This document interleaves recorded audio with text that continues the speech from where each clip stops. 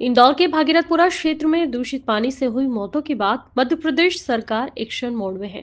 मुख्यमंत्री के निर्देश पर एसईएस नीरज मंडलोई और एसईएस अनुपम राजन ने मौके पर पहुंचकर हालात का जायजा लिया।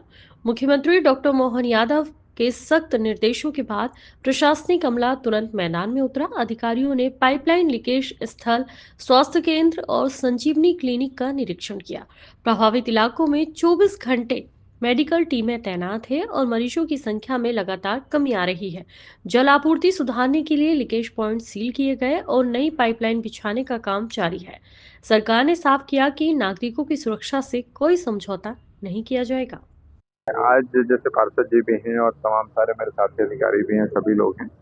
जो सीवेज लाइन और जो मेन लाइन का काम है उसको देखा, सभी लोगों से चर्चा हुई। हम लोग दोनों जगह पे जहाँ पे लोगों का उपचार नॉर्मली हो रहा है, दोनों क्लिनिक आज आपके सामने पीएचसी के सामने और संजीवनी भी गए थे, डॉक्टर से बात की। 24 घंटे डॉक्टर्स की व्यवस्था है और उनके रिकॉर्ड्स वगैरह भी देखे तो लोगों की जो डायरिया के केसेस हैं उसमें काफ़ी कमी आई है। स्थिति धीरे धीरे सामान्य हो रही है। जो रूटीन नॉर्मली जो किसी भी समय जो ओपीडी में जो संख्या होती है लगभग उसी संख्या की तरफ हम लोग जा रहे हैं। दवा आदि की भी पर्याप्त व्यवस्था है और जहाँ तक वाटर सप्लाई का काम है तो कलेक्टर साहब भी हैं, नगर निगम आयुक्त भी हैं, सभी लोगों का काम लगातार चल रहा है। थोड़ा समय कुछ हिस्सों में तो हम लोग शुरू कर पाएंगे टंकी से, कुछ हिस्सों में नई लाइन डालने का काम चल रहा है जिसमें थोड़ा समय लगेगा, लेकिन काम तेज गति से चल रहा है और स्थानीय पार्षद जी की देखरेख में सब कुछ हो रहा है। तो चीज़ें लगातार चूँकि ध्यान में आई हैं, दुर्भाग्यपूर्ण घटना घटित हुई है, लेकिन इससे सबक लेते हुए एक ऐसी व्यवस्था कि दोबारा ऐसा ना हो और जो जहाँ-जहाँ सोर्स हैं गंदगी के या जहाँ-जहाँ से संभावना है, उसको मूल रूप से समाप्त किया जाए, उस पे काम कर रहे हैं। सर, क्या ये फाइंड कर लिया कि किस तरह से पानी दूषित हुआ था? क्या इसमें सीवेज का पानी मिल रहा था या सिर्फ केमिकल ज़मीन से आ रहा था? क्या नहीं, नहीं, ये सारी चीज़ें रिपोर्ट में आई हैं। जहाँ-जहाँ जो भी कमियाँ दिखी हैं, उसको सील कर रहे हैं। जैसे बोरिंग है, जैसे कई सारी बोरवेल्स हमारे जो मेन लाइन में जा रहे हैं, उनको सील करने का काम करना है ताकि जो कंटामिनेशन है उसको सोर्स से ख़त्म करें।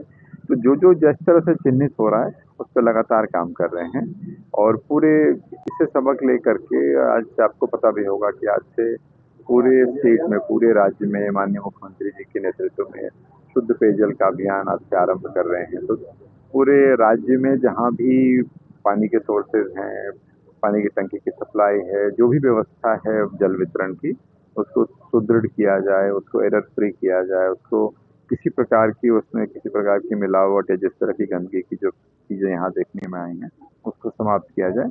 इस पर लगातार काम चल रहा है और माननीय मुख्यमंत्री जी सीधे प्रतिदिन एक तरह से इसकी सतत समीक्षा कर रहे हैं और इसके लिए न संसाधन की कोई कमी होगी, न स्टाफ की कमी होगी। सख्त निर्देश हैं कि इस प्रकार की चीज़ें फिर न हो और समय रहते हर जगह सुधार किया जाए, उस पर काम चल रहा है। सर, भागीरथपुरा की जनता जो है लंबे समय से स्वच्छ पानी के लिए इंतजार कर रही है। क्या ऐसी कोई डेडलाइन तय की गई है, एक तारीख तय की गई है कि स्वच्छ पानी इस दिन से मिलना चालू हो जाएगा? देखो, डेडलाइन तो एग्जैक्टली कोई तारीख तो मैं नहीं बता सकते, लेकिन आपके सामने आपके साथ आप सभी लोग साथ हैं। अब आप देख रहे हैं कि पूरा प्रयास है सरकार का कि जितनी जल्दी हो सभी को स्वच्छ पेयजल उपलब्ध हो, उसकी दिशा में लगातार काम चल रहा है। शहर में सार्वजनिक शौचालय तो बना दिए गए लेकिन उनके सर्टेन टाइम की प्रॉपर मॉनिटरिंग नहीं है। जिस तरीके नहीं, उस पे भी काम चल, जितनी भी चीजें मैंने कहा कि चाहे वो सीवेज का, ड्रेनेज के जितने भी पॉइंट्स हैं, जहाँ से भी इस प्रकार की संभावना हो सकती है उस पर लगातार काम हम लोग करेंगे और वो नगर निगम आयुक्त भी साथ हैं, पार्षद जी भी साथ हैं, कलेक्टर साहब भी हैं, माननीय मुख्यमंत्री जी के जो एसीएस महोदय हैं वो स्वयं साथ हैं।